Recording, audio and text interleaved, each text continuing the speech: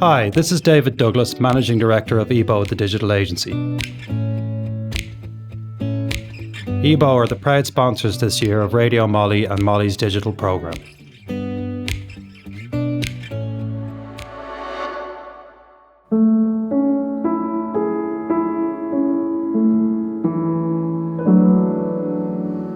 You're listening to Writer Presents.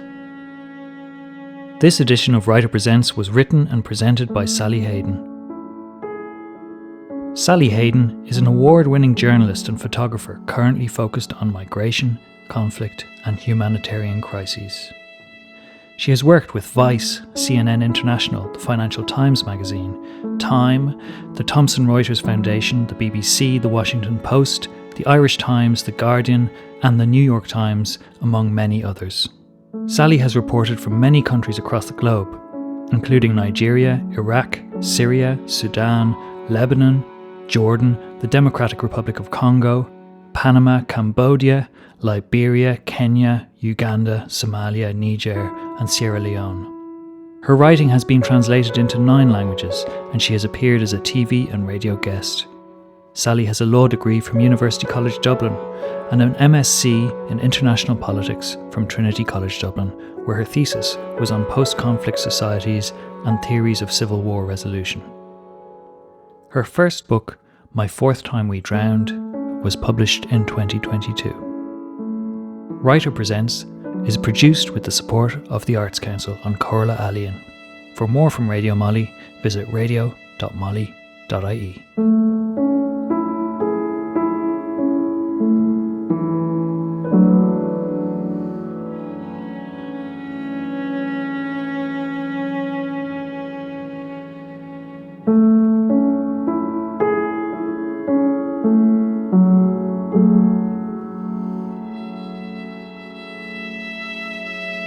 My name is Sally Hayden.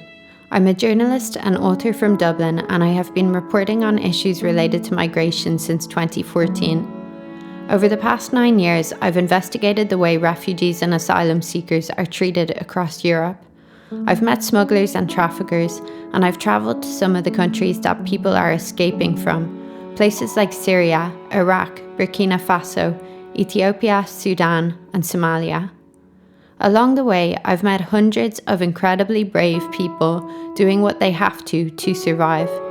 In my book, My Fourth Time We Drowned, Seeking Refuge on the World's Deadliest Migration Route, I wrote that human consciousness is full of epic tales of travel.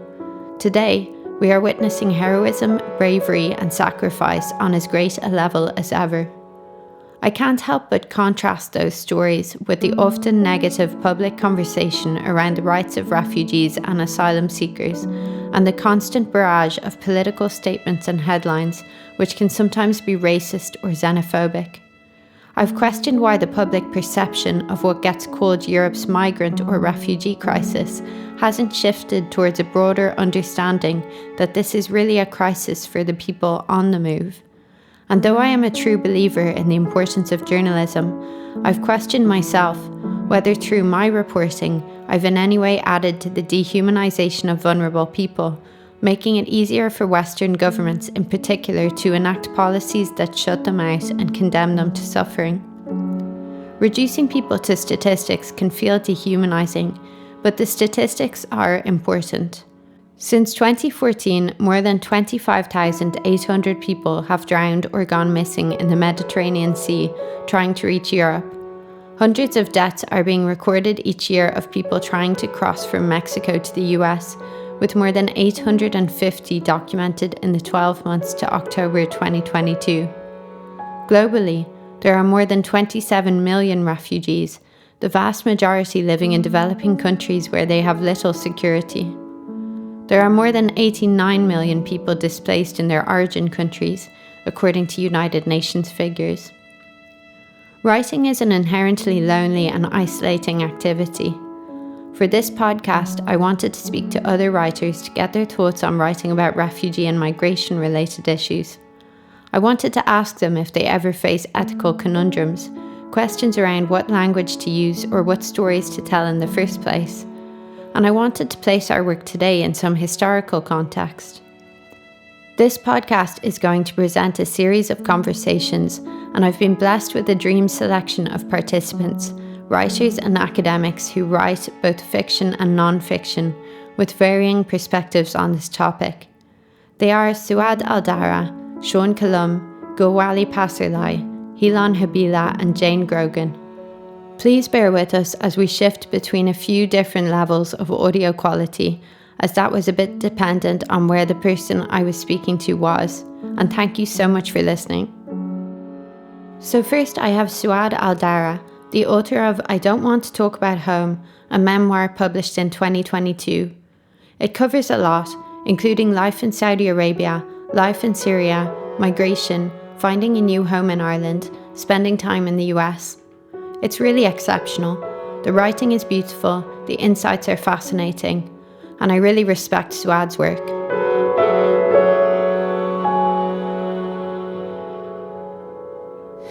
With me I have Suad Aldarra. Thank you. Thanks, Sally, for having me.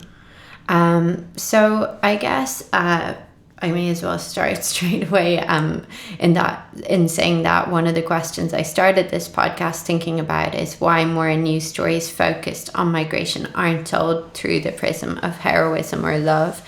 And your book is in part a love story. Why did you take that decision to write about your personal life, and did you have any reservations when it came to that? I decided to write this book because I had so many stories building up inside me. And my way of coping with all the trauma that I went through was through denial. And at some stage that wasn't possible anymore.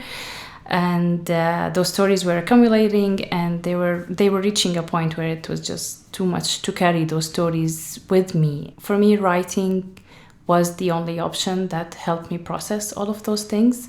And in terms of reservations, if I had any, yeah, absolutely. It was like there was a lot of sensitive content in the book, whether it's related to my family privacy, whether to religion, to politics. And I hope I handled that with care, and that I managed to write what matters, and without going into the complicated details or other people in my life, personal details, and focus on what matters. Maybe you have some thoughts on how Syrians are perceived in Ireland or other countries across Europe or North America. I mean, I don't know if that was a motivation when it came to writing the book, but what is right about those perceptions and what is wrong? There's definitely lots of misconception there, and several wrong ideas that I found myself facing every time I answered that question, where are you from? And as soon as I say Syria, I see all kind of reactions. And of course the media, the way it portrays the Syrians there, that affects how people deal with Syrians, because many of those people who I meet, they've never met Syrians before. And I think the most interesting story that I have there, that when I was riding a taxi, and he never met a Syrian before. And as soon as he heard I'm from Syria, he said, like, Syrian are terrorists, don't you read the news? And that shocked me, that statement.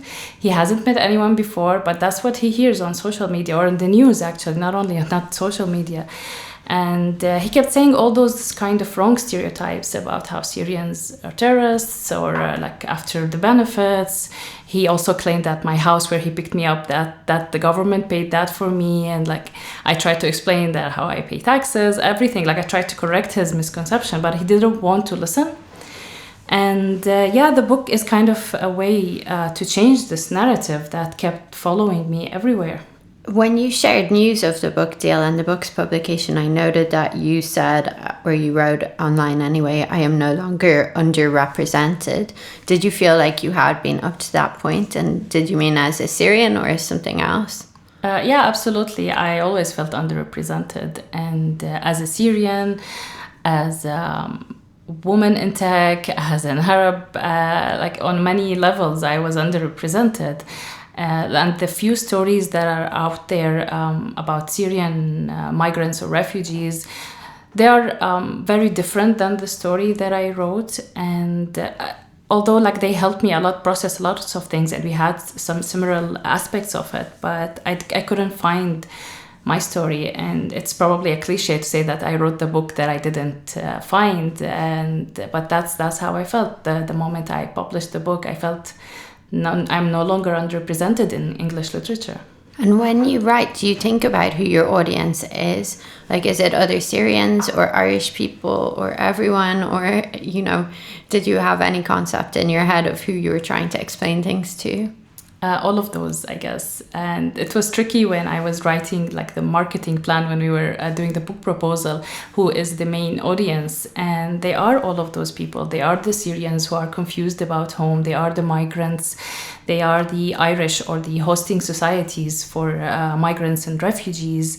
And I keep getting messages from people from different backgrounds, different religions, and they all could connect with the book, which is amazing. You're a computer scientist and have worked a lot with data, including data gleaned from social media. And you've seen the masses of information that's available on Facebook, for example, where exiled communities come together to talk and share accounts of what they're going through. Do you think that what you see there tells a different story than what is reflected in the European public's understanding of migration? Yes, I do think so. I just don't think that many Europeans understand that there are no legal and safe ways for Syrians to travel. And that's the message I keep repeating everywhere when people argue against the inhuman boat trips, that there are no legal ways, and it's either die in the war or go over the sea. You can't just go to the airport and book a trip and fly safely to a safe place. And that frustrates me, that it should be as simple as just allow humans to go on an airplane instead of letting them go through the sea and through this horrible trip. And yeah, that's a story I feel it's not clear yet. They keep referring to them as illegal migrants, and that's the thing, like there is no legal way. For your master's, you used data analytics techniques to analyze news around refugees in the hopes of highlighting xenophobia in the news. What did you find? So for this project, I worked using far right data from British newspaper. And I had to go manually through headlines to label it as xenophobic or not based on several criteria. And it was a very painful process, but the goal was to be able to train a machine to be able to automate this and give a score on an article, whether it's xenophobic or not.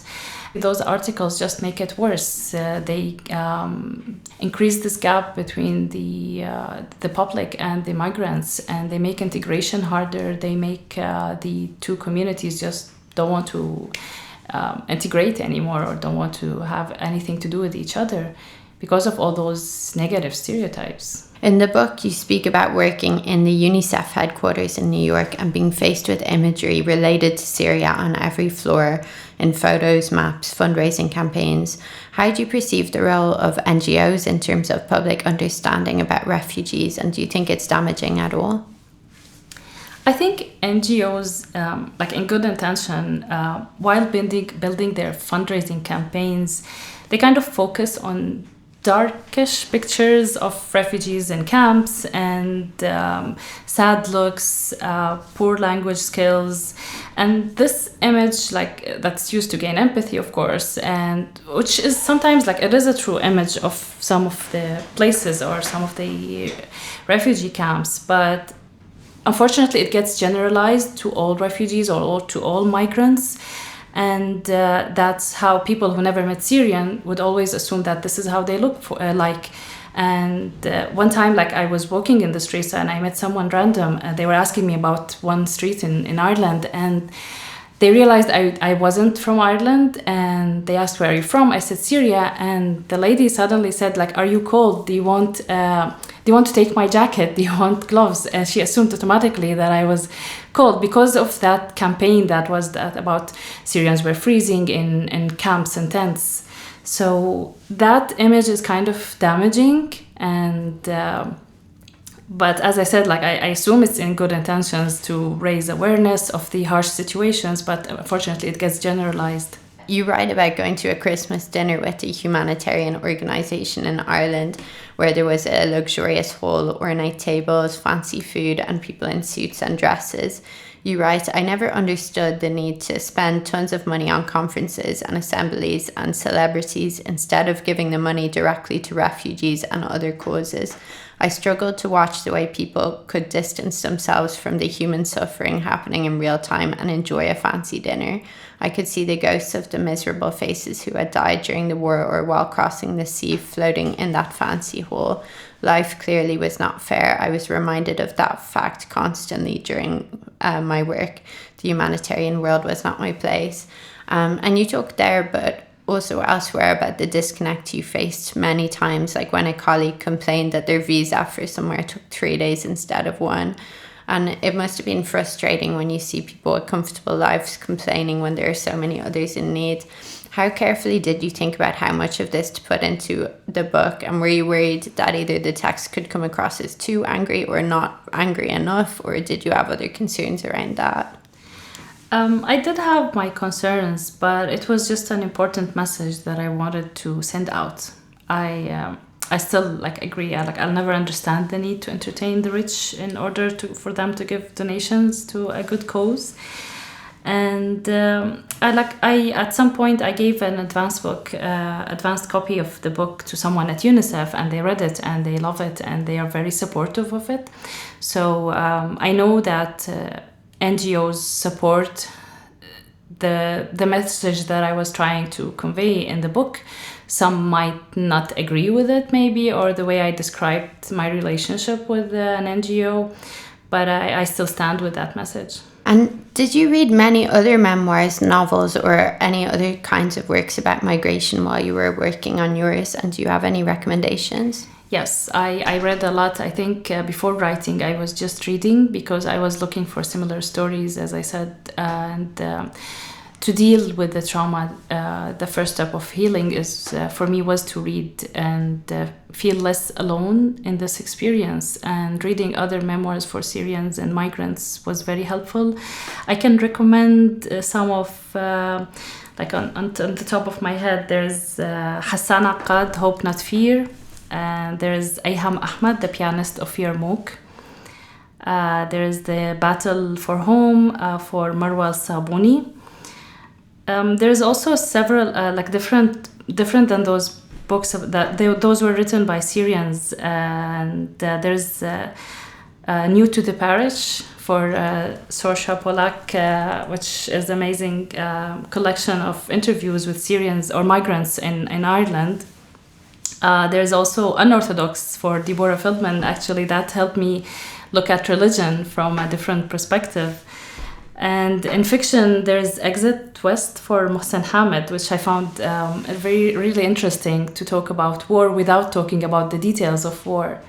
They're all good recommendations, I think. And I was wondering as well, are there any Syrian writers, authors, or poets whose work you would recommend for people who want to know more about Syria or its culture? There is a book that I love. It's called Syria Speaks. And it's kind of a museum of art and culture inside a book. And it's all about the revolution days in Syria and how artists painted graffiti and all kinds of art. And you'll find poems, essays, all kinds of art and literature during those years of revolution. And also growing up, I was reading to my favorite female Syrian writer. Her name is Ghada El-Samman. There's also a famous Syrian writer, Nizar Kabbani, and they're both from Damascus. You talk about Syrian friends changing their names when they reach Europe. You actually joked that to be Irish one day you might change your name to Sally. How much do you think the need to integrate or fit into a new culture forces displaced people to forget or block out their pasts? And do you think that causes a knock-on effect that means there are stories that we never hear about migration or the experience of someone forced to escape their country? I don't think we forget our past, and some people maybe hold on to it even more, and some of them reject it reject integration because they're afraid of losing that past. But I think we just desperately crave a simple life, and that's why maybe we change our names to easier names, because we want to avoid that question, where are you from? And go into all those details, and we just want a fresh start or a new beginning. I think people hold on to their past. It's not easy to forget that, even if they change their names or change the way they look or the way they dress, that they will always have that past inside them. Yeah, and I guess different people grapple with it in different ways or address it. Like I have one friend a Syrian friend actually, who does comedy now. He's like, I'll talk about the refugee experience, but only in jokes. That's a fun way to deal with it. I'd love to attend a comedy show about that topic. Yeah. In terms of like what could be done better, either in terms of literature or news media, or like what do you want to see? Do you have any? I'd love to see more success stories from Syrians. So the media focuses usually on camps and boats and tragedies. So that's part of the picture, but that's not the whole picture. So it'd be great to shed the light on other parts of that big picture, show Syrians or migrants in other domains, and definitely integration when we have those migrants in journalism, other sectors, in publication, for example. That would help tell the full picture. Okay, well, thank you very much again, and I encourage everyone to read Suad Aldarra's book, I Don't Want to Talk About Home. Thank you, Sally, so much. It's been really an honor to be here today and have this chat.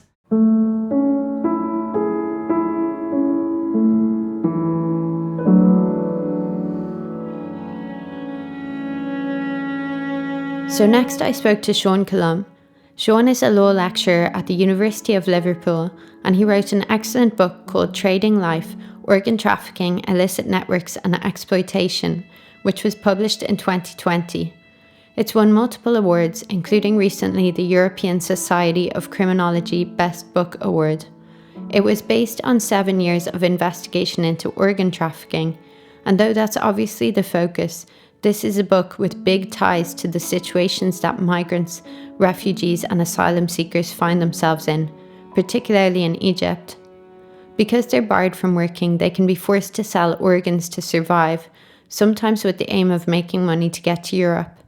So the book is also a documentation of the extreme lengths that people go to with the aim of migrating to a safe and secure country. So the main reason I went to Egypt was there was a lot of laws being introduced about organ trafficking. It was characterized as a trafficking offence, a severe form of exploitation. But I wanted to see what that actually meant in practice and what effect laws were actually having on the ground. But something I found out quite quickly when I was in Cairo is that the trade had kind of changed. So before, where impoverished Egyptians were being targeted for organ sale, now there was a shift towards asylum seekers and refugees.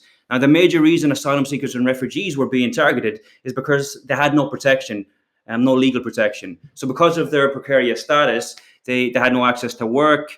They didn't have any real legal rights. It was easy to solicit, or more, they were kind of available for organ sale, if that makes sense. So some people were very severely exploited. Others, because of their situation, made worse by the EU agenda on migration, made worse by more border reinforcement, made worse by laws that are criminalizing mobility and movement. Because of that situation, because of that context, some people felt like they had no choice but to sell a kidney. And like I said before, this is part of the reason why brokers in particular were targeting asylum seekers and refugees for kidney sale, because they didn't have any legal recourse. But my understanding is that you were hanging out in coffee shops in Egypt, maybe living with Sudanese people. What was involved in you spending time with people who knew about this? Yeah, well, everything came from that. So I looked at all the laws, I looked at all the legislation, I read as much information as possible that I could, that was available on the organ trade. But the one thing that was missing was the perspectives of people who were directly involved. When I went to Egypt, I wasn't sure what to expect. I reached out to a lot of different NGOs beforehand. I got a very muted response, or sometimes I was just referred to different newspaper articles that I had read. a few times before, or different stories that had been reproduced in different media accounts. But one interpreter overheard me speaking about this issue, and she told me that if I really wanted to understand what was happening, that I needed to talk directly to the communities involved. And she told me about different street markets in Cairo where there was predominantly migrant populations, so Sudanese in particular, South Sudanese, Eritrean as well, and some Ethiopians. But they had just ended up living in Cairo for years with very, very limited support. I went to the street markets. I tried to speak to people involved. Obviously, I didn't walk around asking people have they sold a kidney, but I was interested, and I went to one particular place quite often. I had some coffee. I got talking to one person in particular. We built up a good rapport, and I told him about my research. And at first, he was a bit wary of me, a bit suspicious. But a lot of the people that I spoke to, they interviewed me before I interviewed them. They wanted to understand my motivations for doing the work that I was doing and for doing the research. I explained that I was an academic and that laws had been introduced. I wasn't sure if they were making any difference. And basically that I wanted to understand from their experiences how best to make recommendations to change policy or legal practice if possible, or at the very least, just to draw attention to what was happening. So maybe after about 2 or 3 weeks of going to different street markets and drinking lots of coffee, smoking a lot of shisha, I was introduced to someone who sold a kidney, and it sort of snowballed from there. In most cases, people were offered maybe between $6,000 and $10,000, but they weren't paid that. And in any case, that money still wasn't enough. And you talk about the use and misuse of words, specifically the conflation of human smuggling with trafficking, which can be used to support a selective criminal justice agenda, which reproduces the conditions of exploitation it purports to prevent, which I guess kind of follows on from what you just said. And also the use of the word exploitation and the terms migrant, refugee, asylum seeker, undocumented, irregular, illegal. You talk about the arbitrary nature of these terms, which can all exist concurrently in some cases. So maybe you could talk a bit more about how you decided which terms and which language to use, and whether you had reservations about that. Yeah, so trafficking has very kind of harrowing connotations, but the problem with the trafficking label and exploitation, when it's understood in only purely extreme terms, is that it can be used to justify draconian measures that actually make conditions worse, that actually create a market for smuggling to begin with. So the more borders there are, the more need there is for smuggling. One person I spoke to, he was a young Eritrean man. He was working in Cairo for maybe 3 or 4 months, but he told me he felt like a slave working 12-hour days, getting paid next to nothing. And then he was approached by someone who said, look, listen, you can sell your kidney. If you sell this is going to improve your situation, and maybe you can make it overseas. Unlike the other authors I'm speaking to, you published your book with an academic publisher. I think it was Stanford University Press.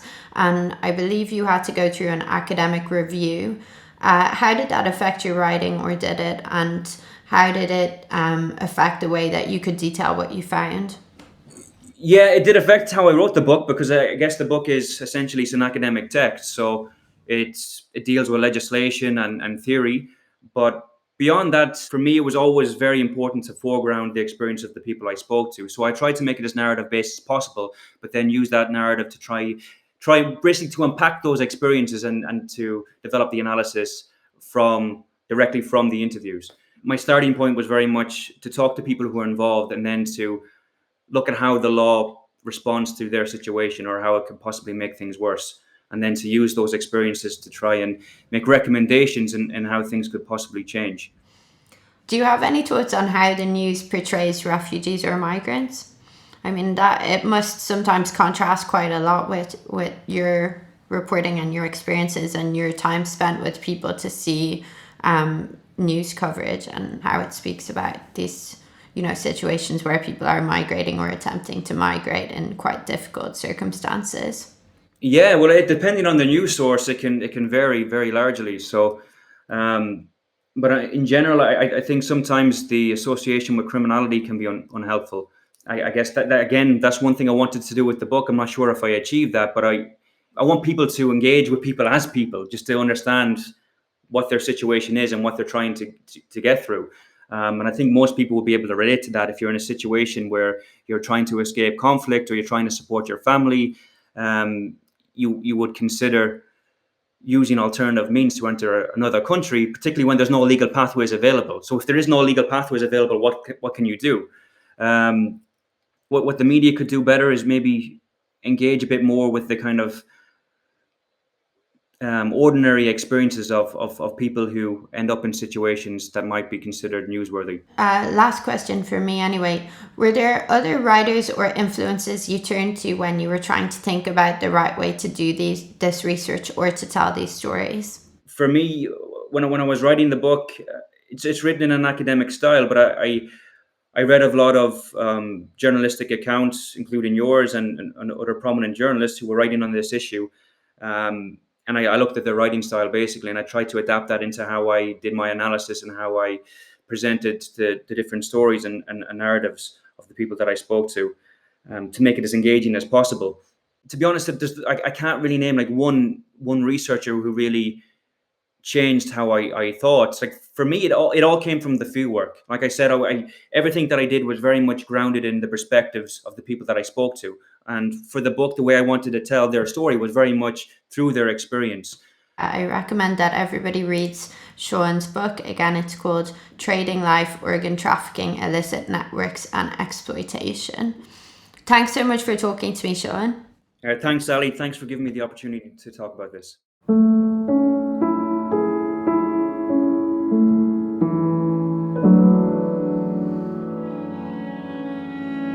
My next conversation is with Gulwali Passarlay, an Afghan writer and refugee advocate whose debut book, a memoir, was called The Lightless Sky, an Afghan refugee boy's journey of escape to a new life in Britain. It came out in 2015, the year of the so-called European migrant crisis, when 1.3 million people claimed asylum in the EU after fleeing the war in Syria and a range of other situations. I spoke to him about what that was like. You're joining me from the UK, right? Yes, Sally, yes. Maybe you could talk just initially about what it was like, releasing the book and that following year, how that was for you. Sure. So The Lightless Sky was published in October 2015. It was an interesting time. I was doing my final year at University of Manchester, my politics and social science degree, and the opportunity came about to write my story.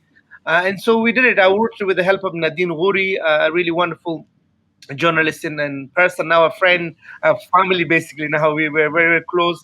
And she helped me put my words on paper. So it was emotional and mentally challenging recalling my story, but actually it was also very distressing to then watch the news, and then it became a very timely thing. My story was, 10 years old by then. Yeah, and I guess it must have felt slightly like you then were a go-to person or, becoming kind of a spokesperson for all people in this situation when, of course, you can't, speak for everybody. You can't embody everybody's experiences. Sure, and that's what I've been trying to explain. So it was good that I was able to speak on behalf of refugees and trying to use my story and experiences in a positive light to humanize the discussion and debate, because there was a lot of dehumanizing language being used, a bunch of migrants, illegals, people invading us. And of course, with Brexit, even a year later, all the debate was around not, when Nigel Farage stood in front of that breaking point posters, they were not Romanians in the poster. They were not, Eastern Europeans. They were specifically refugees, Afghans, Syrians, and others. So the idea that Britain was leaving the EU, it wasn't so much to do with, European migrants. It was to do with refugees and the fear of these people coming to the UK. So I felt, yes, of course, I was trying to explain that, my story is just one of a kind. There are millions of other stories. Refugees are individuals. We can't brush them with the same brush. There's a lot of stereotypes about refugees and this idea of victim. People say, oh, how come are these guys refugees and asylum seekers when they have phones? And funny enough, I just came back from Moldova, visiting a shop that we have, a charity that I'm involved with, Refugee Supports Europe. And I saw these Ukrainian people coming to collect food, and it's done in we give aid with dignity in a really nice and humanized way.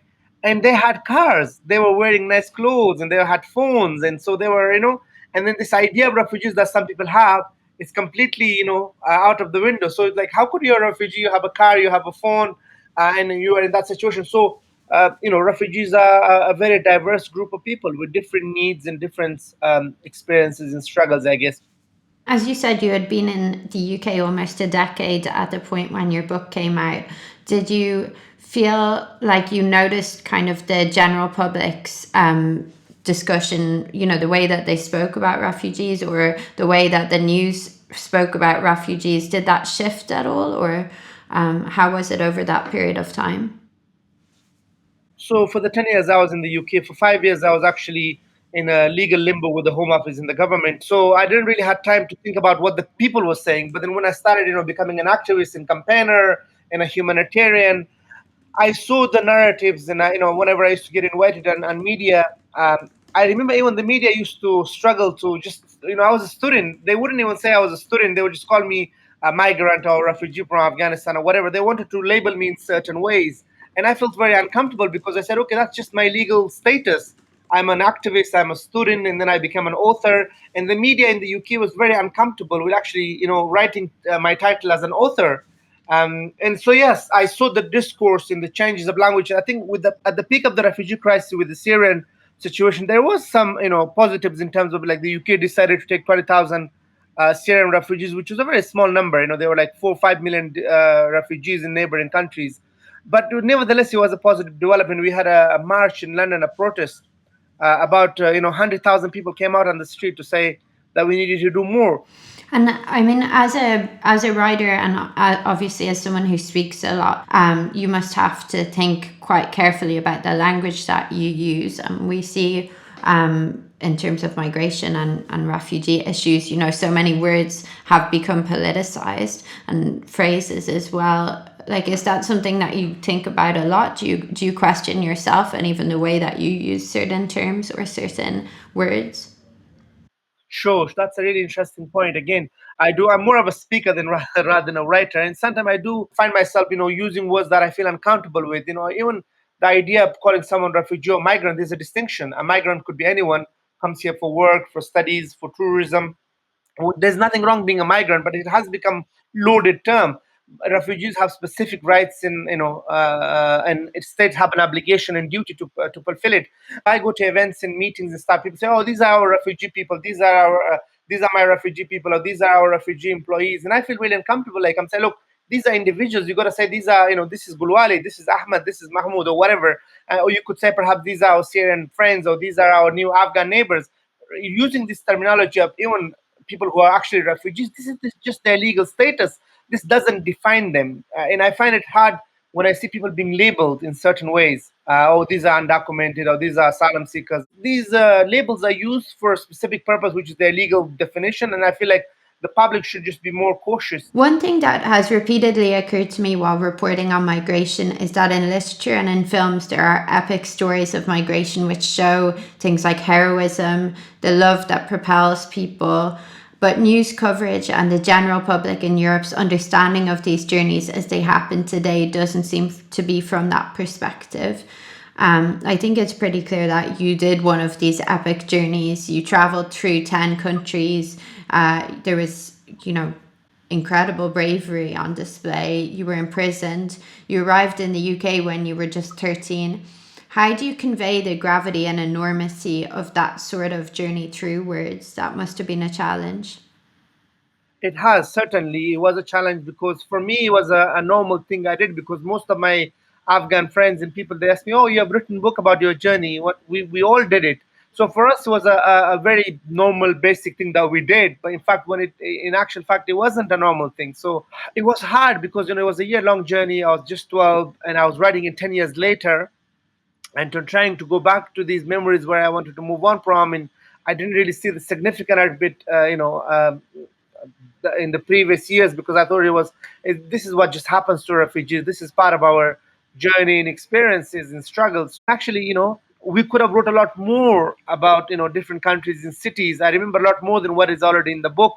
The challenge was because I wasn't 12 and 13 years old anymore. I was trying to write it as a child. And how I was feeling and thinking at the time. So yes, it was not easy. It was a challenging process. I actually remember a Syrian friend and journalist, Ziad Gandor, who I met in Calais, saying he hadn't understood Joseph Conrad's Heart of Darkness until he did the journey from Syria to Turkey, across the Mediterranean and through Europe.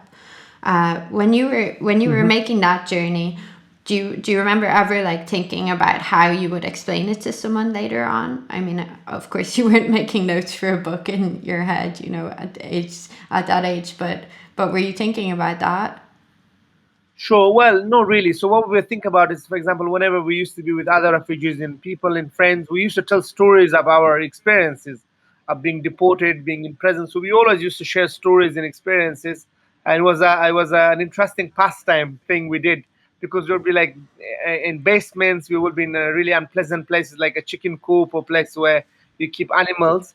So we we told stories, some of good time stories, some of these adventure stories from our experiences, and we tried to find out whether other people's experience of crossing borders was similar to ours. It was nothing more than just a kind of a pastime and interesting to hear what was happening in people. If people were deported from other countries and places, just to find out, we're just curious to see how things were. Could we make it there? What happens if we get arrested? How to await police. It was more of a practical stuff, as well as storytelling times for us. Yeah. And your own story is about love as well. You talk about your love for your family and also your brother, who, like you said, you were reunited with quite coincidentally but amazingly in London. And your mother sent you away because she wanted to save you. That's also an act of love. Do you think that these stories of love, of family ties, are stripped out of the general public's understanding of migration, or even the media's narratives around migration? Yeah, most certainly. I mean, my mother saved us, but she also lost us. And this idea of love and sacrifices and friendship in these positive stories, the media are not interested in this. They don't want to humanize, because then once they humanize refugees and asylum seekers or migrants, then the public will be more sympathetic. And you write in the book how you were regarded as like incredibly suspicious once you reached the UK. You were accused of lying about your age, about where you came from. How do you think this kind of hostile suspicion affects how survivors of these types of journeys speak about what they've been through, or maybe how they decide not to because they know that accusations can be made against them? Yes, completely. So most refugees, most of my friends, they don't want to speak about their experiences. They don't want people to know they were asylum seekers or refugees, because they just want to live their life. Yeah, it's just a really strange process that you go through, where you're being dehumanized, you're being treated as a criminal, your credibility is questioned. Imagine they don't believe your nationality, they don't believe your date of birth, they don't, like, what else do they believe? It's just very unpleasant. And I'm not surprised, especially now with this new anti-refugee legislation in Britain, sending people to Rwanda and creating a two-tier system. They want the public to know that they're doing something about this so-called uncontrolled migration, illegal migration.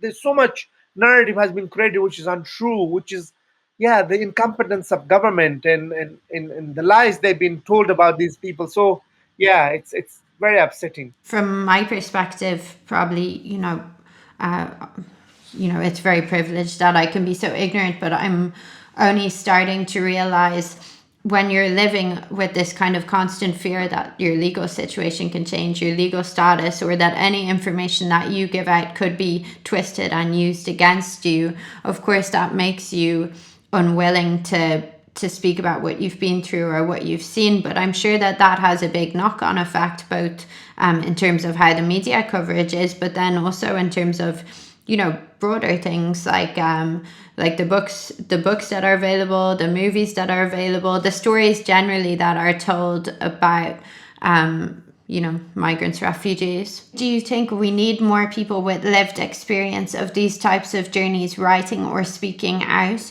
And what is needed for that to happen?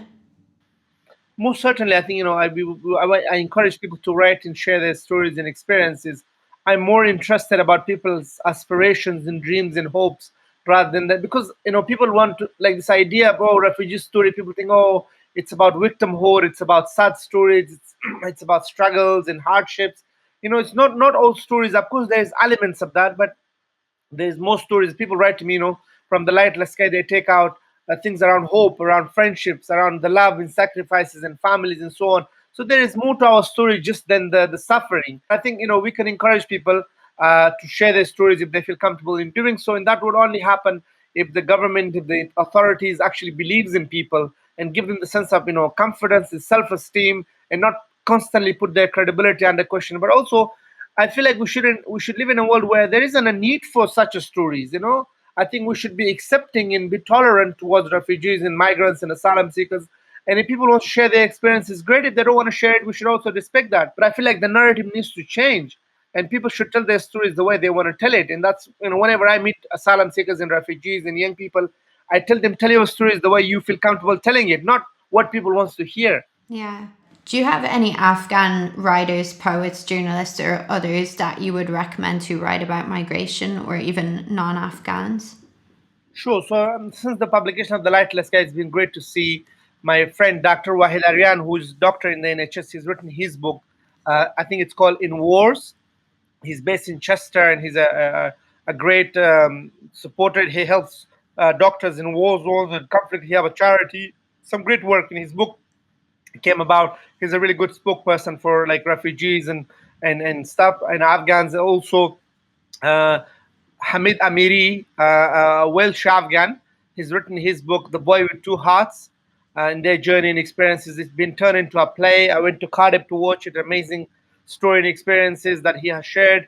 Our Syrian friend Hassan Akkad has written a book, Hope Not Hate. It's nice to see actually that writers or people just sharing their stories and being able to have a platform and a possibility to get published, because it's not easy to get published and find. It's hard to find the industry and find a publicist and a writer and so on, and an agent. So it's a long and complicated process, as you know. But I have seen a lot of positive development in the last 5 years. I have new authors, new people coming as kind of spokespeople, as campaigners and activists. There weren't many books written by refugees. Usually people will just write about us. Like, for example, you've written about refugee experiences and stories and talk to people. That's great. And you are able, you had the means to do it, and you had the opportunity to do this. Academics, people write about us, and other authors and journalists and so on.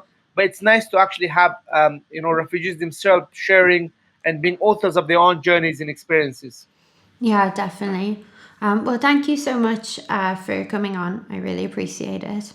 And sorry, just to repeat the name of your book for people listening. It is called The Lightless Sky, an Afghan refugee boy's journey of escape to a new life in Britain.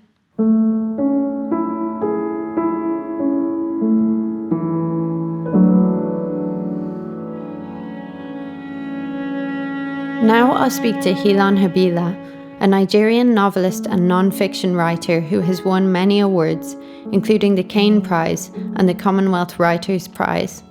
He joined me from Virginia, where he teaches creative writing at George Mason University. I also asked Helon about the publishing industry and whether he thinks it is limiting the types of stories we hear about migration.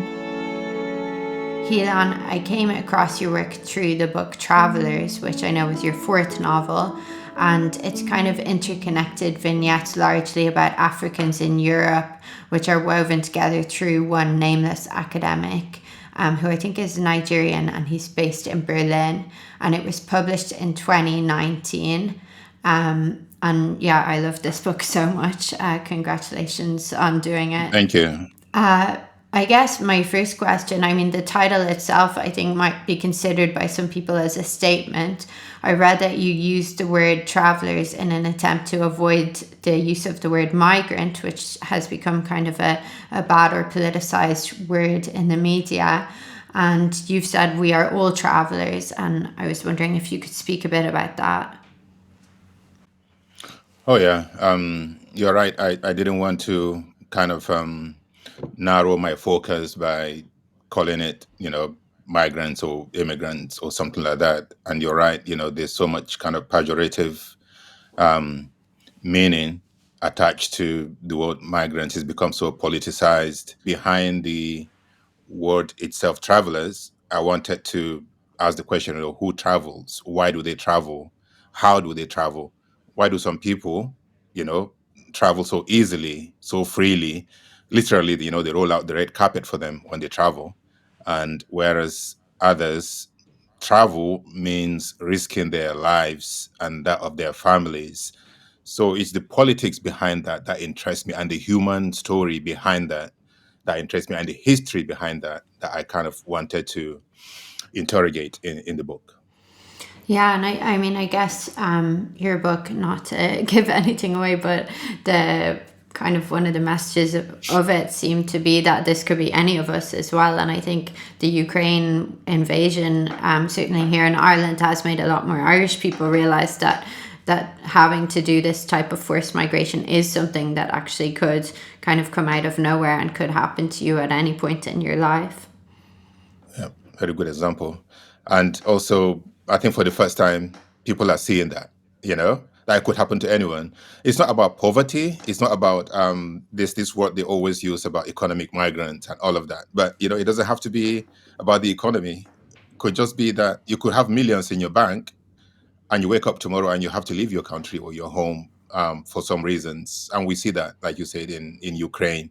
Now people, because this is so close to home, it's beginning to change the way they look at migration and migrant crisis and people who travel. I think it makes them understand. They open their homes, and the politics is kind of put aside for the moment, and we see people as human beings. Yeah. And why did you make it as into fiction? I mean, do you think that there can be more power in fiction than in non-fiction? I know you've also written a bit of non-fiction. Yeah, fiction has always been full of, stories of migration. You could say that the quintessential story is always about leaving home, setting out. A stranger comes to town, a stranger leaves town. I think Nabokov said that all stories have to do with that. And when you go back to the foundational texts of Western literature, or even non-Western literature, it's about, conquest, people being forced out of their homes, the Odyssey, people traveling to go and wage war and make other people homeless, and that's basically the story of literature. So the tropes are there, so it's easy for me to kind of build upon it and kind of expand it and particularize it to the African reality of the 20th century or 21st century, and look at it and ask myself, how does it look? What does it mean, to be an African with our history of colonialism, our relationship to the West, and how all of this kind of came about? What is it? So I wanted to kind of contextualize it, and I thought fiction, would be a way of doing it in a kind of metaphoric but also kind of realistic way.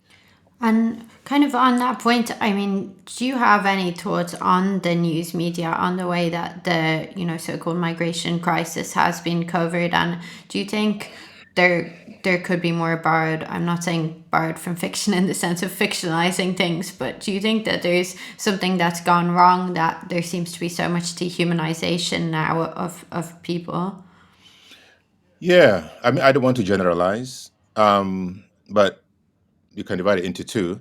There are those who are kind of sympathetic to migrants, and then you have the direct opposite of that, the rhetoric. People like Trump, calling migrants rapists, and criminals.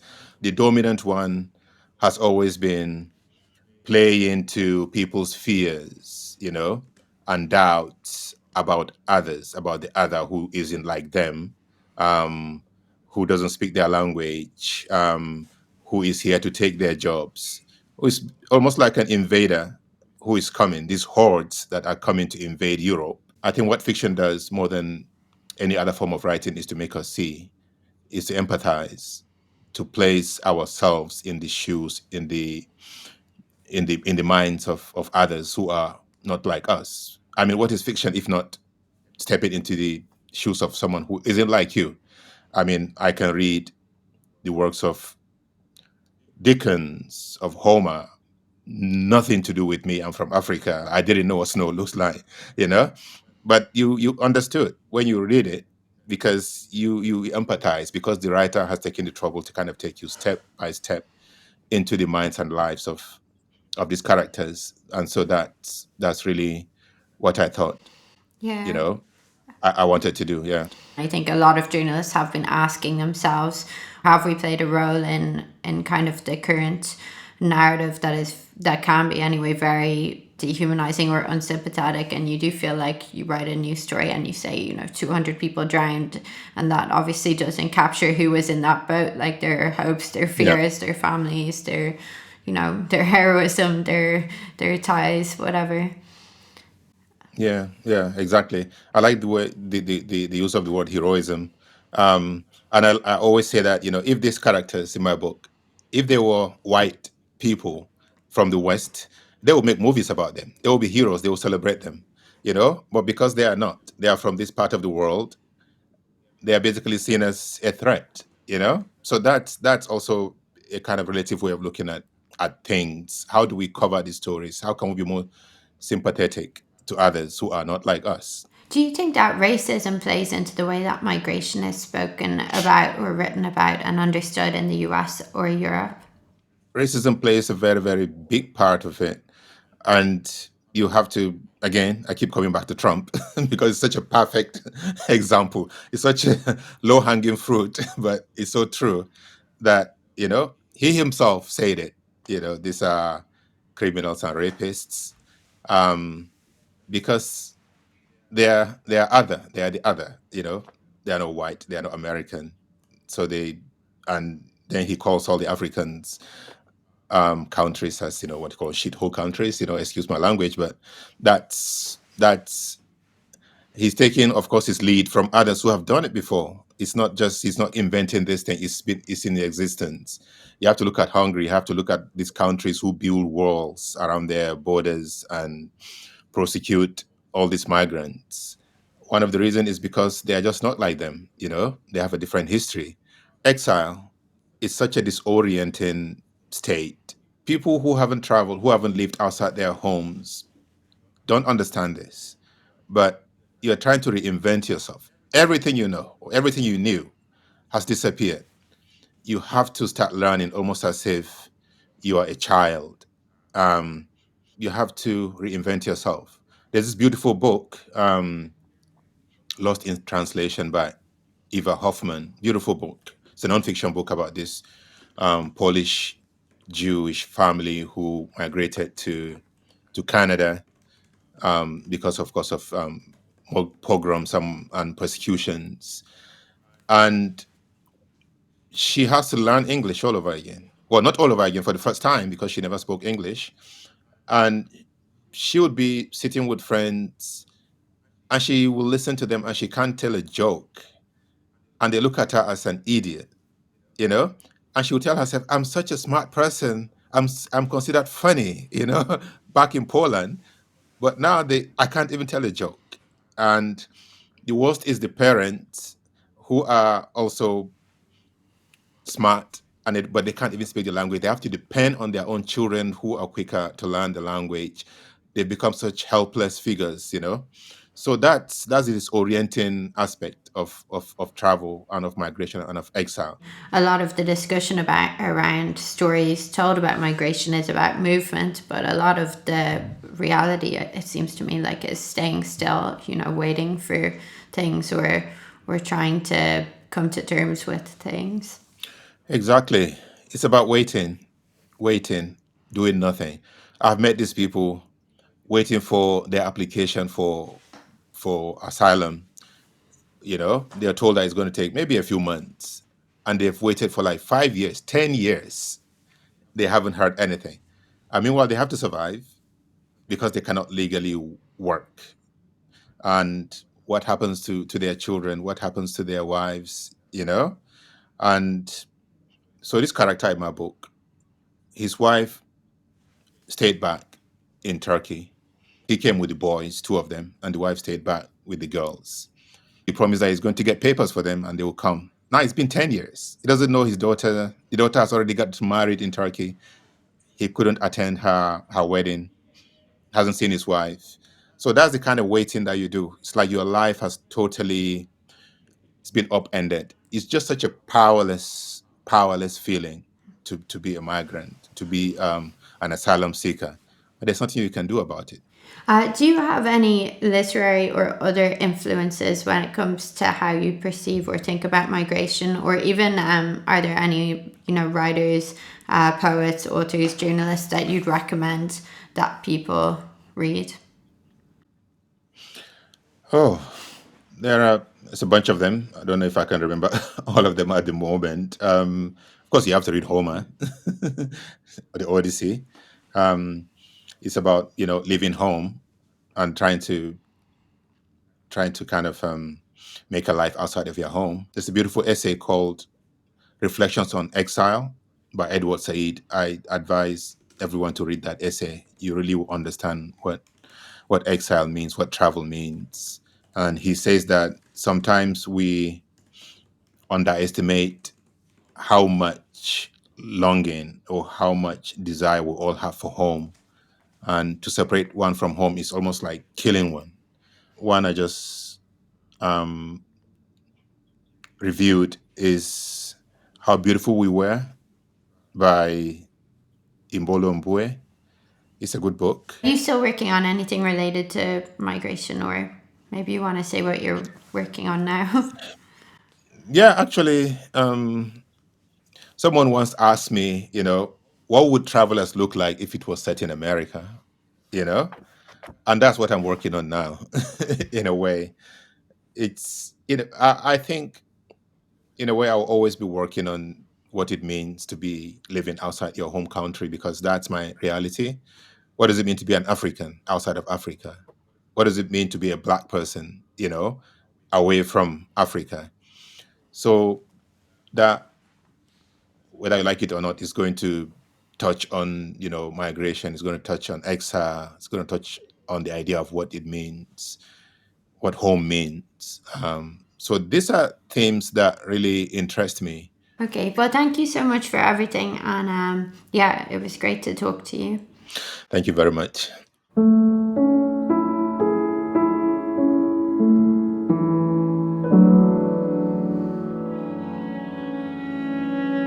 Lastly, I spoke to Jane Grogan, a professor in UCD School of English, Drama and Film.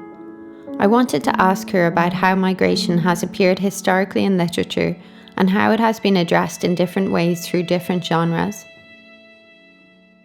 We got in touch first because I was thinking about the idea for this podcast and migration, how it has been shown through literature historically and through the epics. This week, I coincidentally got an email from a teacher who works at a school in Brussels, and he said he has been using Virgil's Aeneid to teach his third-year Latin group about aspects of what refugees go through trying to seek safety.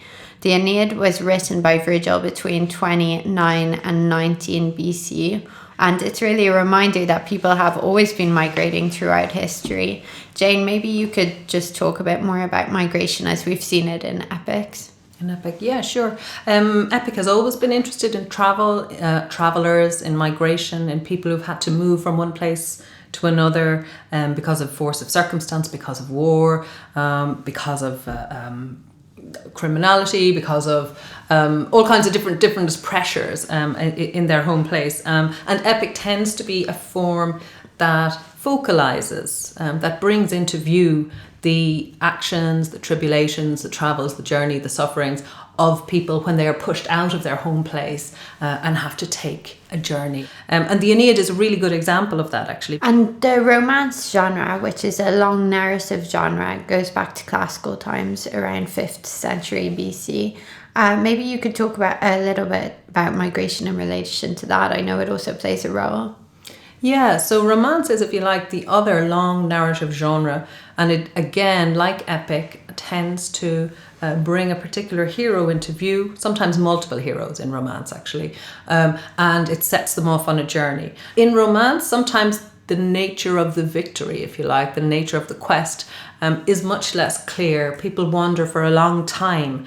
They don't necessarily understand what it is that they're wandering for. The Odyssey itself, in fact, in some ways is more a romance than an epic. And Odysseus's key qualities in it are his wiliness, his ingenuity, his cleverness, his ability to improvise in particularly challenging situations. Whereas the job of somebody like Aeneas is much more straightforward. It's to honor his duties to family, to his country, to the Trojans, to his father, and to his descendants. His job is to leave Troy, to get through this episode of wandering, to turn his back on the wanderings, and to then move forward to Italy and settle and found the dynasty, I suppose, that will eventually lead to the establishment of Rome. He goes from Troy, he ends up they almost reach Italy, and then they get blown by the winds in a big storm. There's great images of storms in the Aeneid, and they get blown to the coast of North Africa, where he lands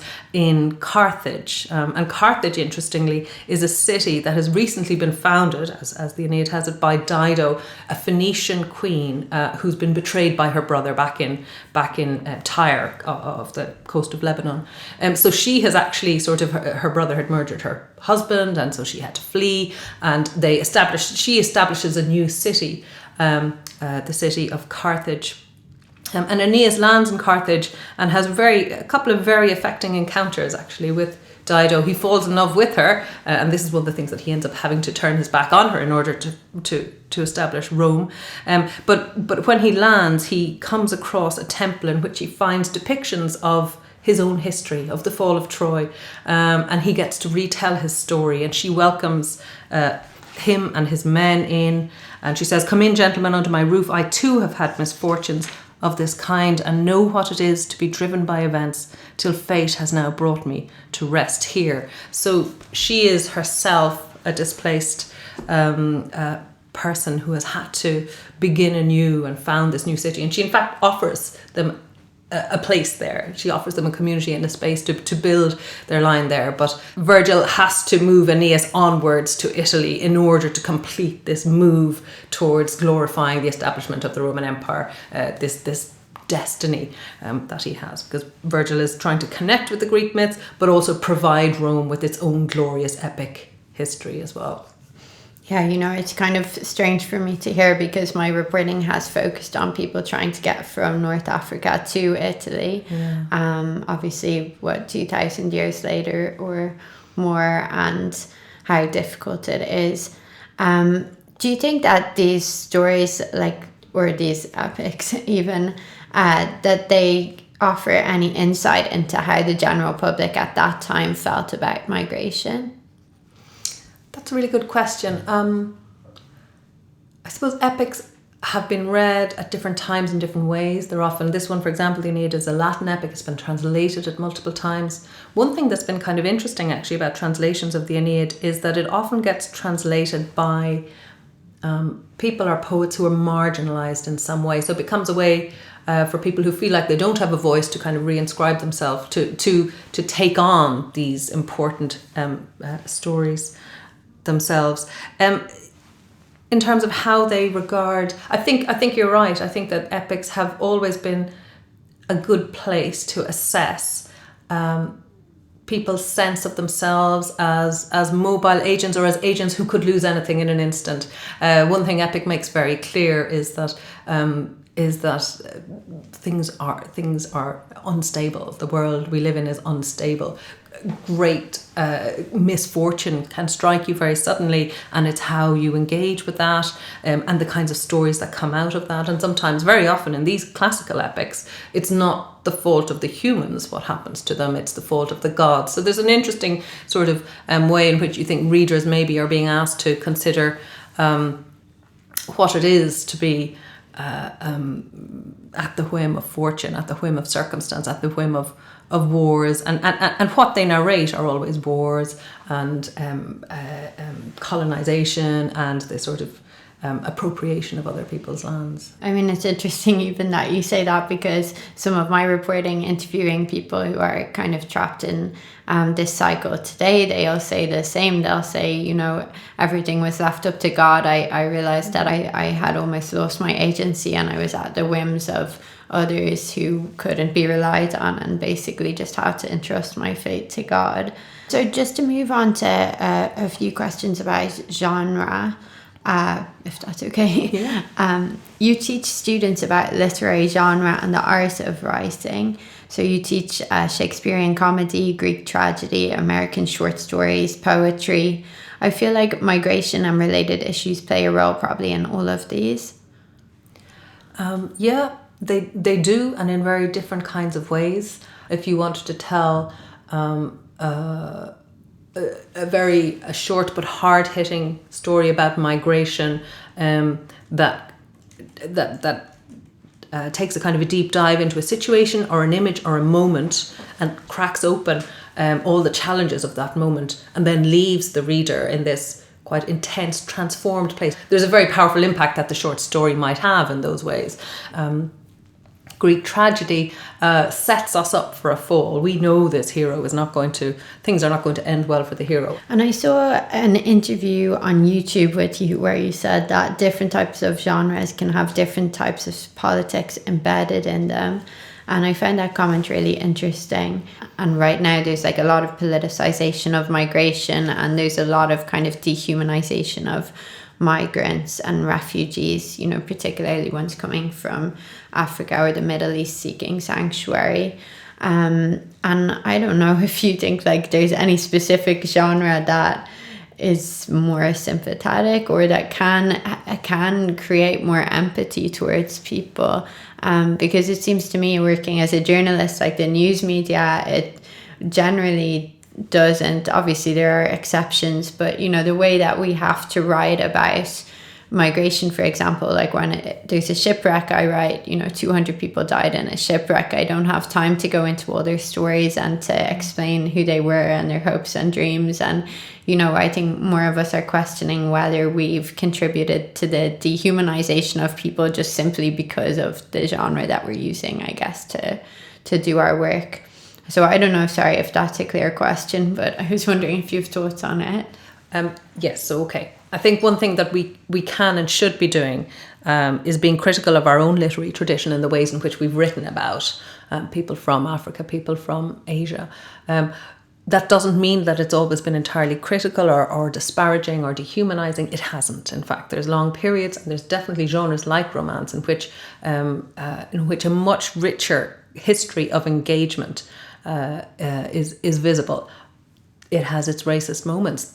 It is problematic. But I think more importantly than that is to actually find ways of engaging with Middle Eastern and African culture and familiarizing ourselves with those genres, reading more authors who are not European authors, and trying to de-center Europe from this sense of who we are, who we read about, and so on. And I think also, my final point is that Europe has always been constructed by migrants, by people who move, has always been shaped in relation to all the countries around it, and particularly the countries of North Africa and the Middle East. It's always been formed in engagement with other cultures, and we're lying to ourselves if we think that we have created this thing called Europe and various kinds of national or white experience from within. That has never been the case. And I think being open to and thinking about, in the way that your work does, thinking about how migration has always been part of the story of who we are and how we became who we are is really crucial. Thank you so much, Jane. That was really interesting. Thank you, Sally.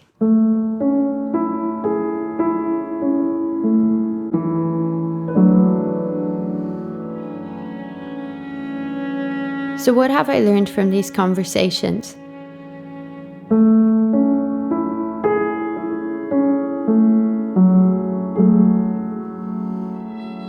I've learned that other writers grapple with the same questions that I grapple with.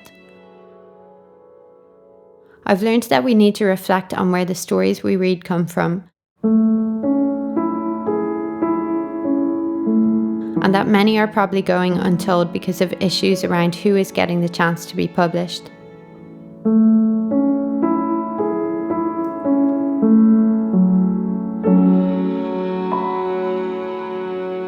There is certainly not one refugee or migrant experience. It seems clear that there is a need to open up more opportunities for more people with direct experience of different types of migration to rise, even if they don't tell the stories we might expect them to tell. Why we should seek them out alongside news reports.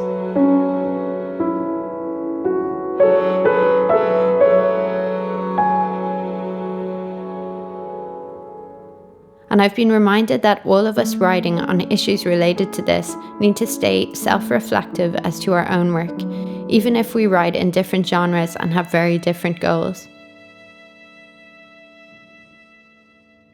Perhaps most notably, I've been reminded that humans have always migrated for a myriad of different reasons, and that they probably always will.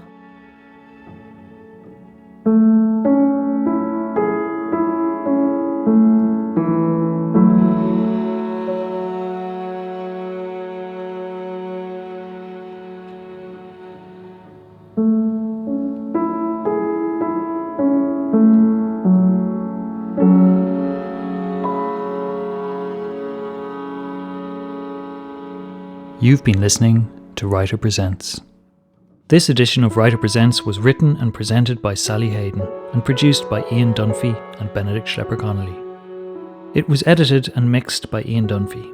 The music was composed by Benedict Schlepper-Connolly and performed by the composer with Nathan Sherman.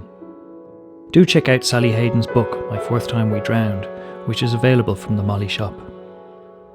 Writer Presents is produced with the support of the Arts Council on Chomhairle Ealaíon. If you've enjoyed this programme, do consider buying Molly membership for yourself or a friend. It's the best way to support the museum and our programming. Visit molly.ie/membership to find out more. For more from Radio Molly, visit radio.molly.ie.